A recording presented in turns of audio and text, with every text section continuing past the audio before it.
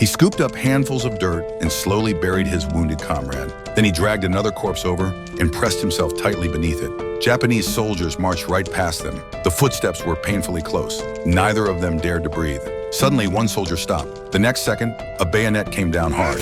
Luckily, the blade struck at an angle, barely missing them. They survived by sheer luck. Once the enemy moved on, Doss immediately pulled his comrade away. Japanese troops were still sweeping the battlefield, searching for survivors. But Doss didn't retreat. He kept running back into the fire. During one rescue, his position was exposed. The Japanese spotted him and opened heavy fire. At the last possible moment, Doss dove into a tunnel. Without hesitation, grenades were thrown inside. The explosion nearly killed him on the spot. He thought he was safe, until he realized the tunnel was already occupied by enemy soldiers. With nowhere to run, Doss could only hide in the darkness. That's when he noticed a wounded Japanese soldier. Doss signaled him to stay quiet and began treating his injuries. The soldier was completely confused, unable to understand why his enemy would save his life. As night fell, Doss crawled back out of the tunnel and returned to the battlefield. Using a rope, he lowered the wounded down the cliff one by one. After saving one man, he immediately went back for another. His hands were torn and bleeding, yet he kept whispering prayers.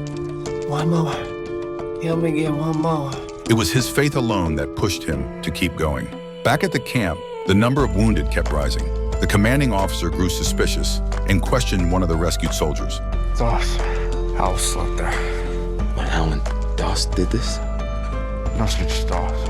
Just Doss. Just Doss. Meanwhile, Doss was still out there, risking his life again and again. During another search, he suddenly came across the instructor who once looked down on him. At the same time, Japanese forces were closing in. Doss picked up a rifle, not to fire it. He wrapped it tightly with cloth, used it as a makeshift rope, and dragged the instructor across the battlefield. Soon, large numbers of Japanese soldiers were right behind them.